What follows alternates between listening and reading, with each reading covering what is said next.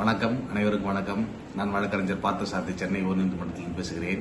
தற்போது கடந்த ஒரு 3-4 நாட்களாகவே தமிழகத்தில் ஒரு பரபரப்பான சூழ்நிலை கரூர் சம்பவத்தை வைத்து நடைபெற்று கொண்டிருக்கிறது.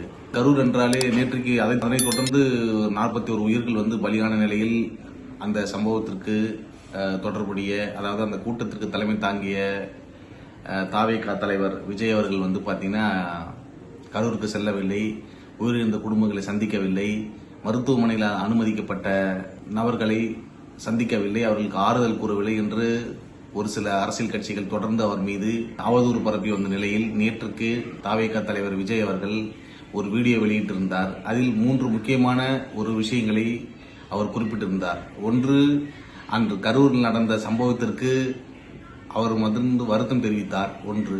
2 பாத்தீங்கன்னா பரபரப்பான சூழ்நிலையில் கரூர் இருக்கிறது. அங்கு நேரடியாக சென்று இறந்தவர்கள், பாதிக்கப்பட்டவர்கள், மருத்துவமனையில் அனுமதிக்கப்பட்டவர்கள் அனைவரும் சந்திக்கும் போது மேலும் ஒரு பரபரப்பான சூழ்நிலையை உருவாக்க வேண்டாம் என்ற எண்ணத்தில் நான் அங்கு செல்லவில்லை. கூடிய விரைவில் என்ன பண்றேன், நான் கரூருக்கு செல்ல இருக்கிறேன், அவர்களை பாதிக்கப்பட்டவர்களை, உயிரிழந்த குடும்பங்களை நேரடியாக சந்திக்க இருக்கிறேன் என்ற ஒரு செய்தியை வெளியிட்டார். அடுத்ததாக பாத்தீங்கன்னா கரூர் என்றாலே பாத்தீங்கன்னா 4-5 மாவட்டத்துக்கு சென்றிருக்கிறேன். திருச்சி, நாகப்பட்டினம் உள்ளிட்ட 4-5 மாவட்டங்களுக்கு சென்றிருக்கிறேன். எங்கும் நடக்காத ஒரு அசம்பாவிதம் கரூரில் மட்டும் நடந்திருக்கிறது. ஆகவே கரூர் என்றாலே என்ன என்பது நீங்களே புரிந்து கொள்ளுங்கள் அப்படின்னு சொல்லிட்டு ஒரு டைரக்டா பாத்தீங்கன்னா டிஎம்கேவே அட்டாக் பண்ணிருக்காரு. அதாவது அவர் என்ன கன்வே பண்ண வந்தாரு அதை கன்வே பண்ணிட்டார். டைரக்டா திமுக, கரூரில் இருக்கக்கூடிய செந்தில் பாலாஜின்னு சொல்லிட்டு பேரை சொல்லாவிட்டாலும் கூட ஆக்சுவலா அவர் என்ன ட்ரை பண்ணாரோ, அவர் என்ன சொல்ல வந்தாரோ அது மெசேஜ் கன்வேட், அது கன்வே பண்ணிட்டார். பப்ளிக் பாத்தீங்கன்னா சொசைட்டிக்கு அதை கன்வே பண்ணிட்டார். அதாவது அதற்கு பாத்தீங்கன்னா நாங்கள் பொறுப்பில் நடந்த அசம்பாவிதத்துக்கு தாவேகாவுக்கும் எனக்கும் எந்த பொறுப்பும் இல்லை, அது முழுக்க முழுக்க என்னது இரு தரப்பினர், அதாவது திமுக செய்த சதின்னு சொல்லிட்டு அவர் சொல்லாமல் அந்த விஷயத்தை அவர் கன்வே பண்ணிருக்கிறார். 2. 3வதாக அவர் சொல்லப்பட்ட விஷயம் பாத்தீங்கன்னா என்னை பழிவாங்க வேண்டும் என்றால் என்னை நேரடியாக பழிவாங்குங்கள், என்ன வேணாலும் செய்து கொள்ளுங்கள், நான் என்ன பண்றேன், நான் என் வீட்டில தான் இருக்கிறேன், என் வீடு மற்றும் அலுவலகத்தில் தான் நான் இருக்கிறேன். ஆகவே நீங்கள் ஏதாவது என்னை செய்ய விரும்பினால் நீங்கள் நேரடியாக என்னுடைய வீட்டுக்கு வரலாம், என்னுடைய அலுவலகத்துக்கு வரலாம், என்னை என்ன வேண்டுமானாலும் செய்து கொள்ளுங்கள், என்னுடைய கட்சியினரே, என்னுடைய தொண்டரை ஒன்றும் செய்யாதீர்கள் என ஒரு எப்படி சொல்றது, ஒரு மிரட்டும் தோணியாகவும் இருக்குது, ஒரு சிம்பத்தி தேடக்கூடிய விஷயமாவும் இருக்குது, ஒரு வித்தியாசமான ஒரு ஸ்ட்ராட்டஜியை கையாண்டு அந்த மெசேஜ் கன்வே பண்ணிருக்கிறார் தாவேகா தலைவர் விஜய் அவர்கள்.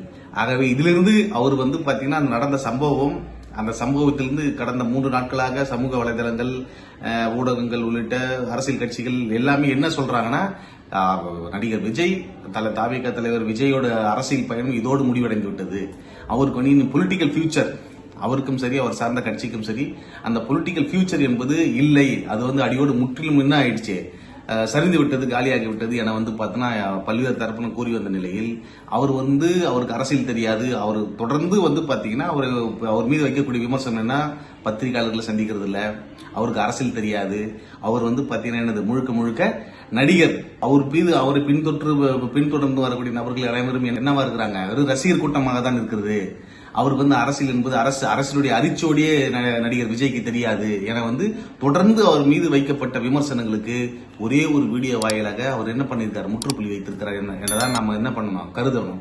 எதற்காக, எப்படி அப்படி சொல்றேன்னு பாத்தீங்கன்னா அந்த ஒரு ஸ்ட்ராட்டஜி, அவர் ஒரு வீடியோ 3 விஷயங்களை குறிப்பிட்டார். அந்த 3 விஷயங்களில் பாத்தீங்கன்னா அவர் ஒரு கை தேர்ந்த அரசியல்வாதி. என்ன நம்ம அந்த வீடியோல இருந்து புரிஞ்சுக்கணும்னா, அவர் திமுகவை சொல்றாரு, இல்ல ஆளுங்கட்சி சொல்றாரு, இல்ல அதெல்லாம் அந்த ஆய்வுக்கெல்லாம் போகணும். அவருக்கு பார்த்தோன்னா அவர் வெறும் நடிகர் அல்ல. அந்த வீடியோவின் வாயிலாக நாம் புரிந்து கொள்ள வேண்டியது என்னவென்றால், விஜய் வெறும் நடிகர் அல்ல, அவர் பார்த்தோன்னா ஒரு கை தேர்ந்த அரசியல்வாதி அப்படின்ற ஒரு விஷயத்தை அவர் அந்த ஒரு 4 நிமிட வீடியோவின் வாயிலாக அவர் கன்வே பண்ணிருக்கிறார்ன்றதுதான் உண்மை. இதை நாம் உள்வாங்கணும். இதை தவிர்த்து அவர் நடிகர், அவருக்கு சினிமா கூட்டம், சினிமா புகழெல்லாம் முடிச்சிச்சு சார். சினிமா புகழ் அதை வைத்துலாம் அவர் அரசியல், அது ஒரு பார்ட்டா இருந்தா கூட நடிகர் விஜய் பாத்தீங்கன்னா ஒரு கை தேர்ந்த அரசியல்வாதி அப்படின்றது நேற்று அவர் வெளியிட்ட அந்த 4 நிமிட வீடியோவின் வாயிலாக நாம் தெளிவாக புரிந்து கொள்ள முடிகிறது. மேலும் இனியும் வரக்கூடிய காலங்களில் பாத்தீங்கன்னா விஜய் ஒரு ஏற்கனவே இருந்த போர்ஸை விட இனி அதிகமாக தான் வெளிவரப் போகிறார். இது வந்து பாத்தீங்கன்னா இதோட ஒரு பொலிட்டிக்கல் ஃபியூச்சர் முடிஞ்சிச்சு. இனி வந்து பாத்தீங்கன்னா என்ன பண்ண முடியாது, அவர் தமிழ்நாட்டு அரசியலில் நிக்க முடியாது. அவர் வந்து தமிழ்நாட்டு அரசியலிருந்து அப்புறப்பட்டு விட்டு போய்விட்டார், அவருடைய அரசியல் கட்சியை துடைத்தெறிந்து விட்டது என்ற பல்வேறு விமர்சனங்கள் வைத்த நிலையில் நேற்று வெளியிட்ட வீடியோவின் வாயிலாக அவர் ரொம்ப தெளிவா இருக்கிறார். அவர் வந்து ஒரு கைதேர்ந்த அரசியல்வாதியாக தன்னை மாற்றிக்கொண்டிருக்கிறார் அப்படின்ற ஒரு விஷயத்த அவர் ரொம்ப தெளிவா சொல்லியிருக்கிறாரு. ஆகவே இனி வரும் காலங்களில் எதிர்கட்சி, ஆளுங்கட்சி, மத்திய மாநில அனைத்து கட்சிகளில் அவர் எப்படி கை கோர்த்து தன்னை எப்படி காப்பாத்திக்கணும், கட்சியை எப்படி காப்பாற்றணும், அடுத்த இதுக்கு நம்ம எப்படி டிராவல் பண்ணுன்ற உள்ளிட்ட பல அனைத்து விதமான அறிவுகளும், அனைத்து விதமான தரவுகளும், அனைத்து விதமான ஏற்பாடுகளும் அவர் கையில் இருக்கிறது என்பதை அவர் ரொம்ப தெளிவாக சொல்லாமல் சொல்லியிருக்கிறார். அது ரொம்ப ஊன்றி ரொம்ப கூன்று நம்ம கவனித்தால் அது அனைவருக்குமே புரியும். ஆகவே இனி வருங்காலங்களில் இந்த 41 உயிர்கள் வந்து பாத்தீங்கன்னா பலியான நிலையில் அது வந்து யாருமே அதை வந்து ஜஸ்டிஃபை பண்ண முடியாது. அது வந்து எல்லாருமே வருத்தப்படக்கூடிய வேண்டியதுதான். அது கரூரில் நடந்தால என்ன ஊரில் நடந்தாலும் அது வந்து யார் அதற்கு காரணமாக இருந்தாலும் அவர்கள் தண்டிக்கப்பட வேண்டும். அவர்கள் வந்து நீதிமன்றத்தின் வாயிலாக சமூகத்தின் வாயிலாக அவர்கள் முன்னிறுத்தப்பட வேண்டும் என்பது யாருக்கும் மாற்றுக்கிறது இல்லை. அதை தாண்டி அதை காரணம் காட்டி விஜயனுடைய அரசியல் பொலிட்டிக்கல் ஃபியூச்சரை காலி பண்ணணும்னு நினைச்சா அது முடியாது. ஏனென்றால் அவர் அதை தாண்டி வெளியே வந்துட்டார். நான் இனி அடுத்த ஸ்டேஜுக்கு நான் ரொம்ப கண்டு முன்னெழுவேன்னு சொல்லிட்டு அவருடைய ஸ்டேட்மெண்ட்ல இருந்து நம்ம புரிஞ்சுக்க முடியுது.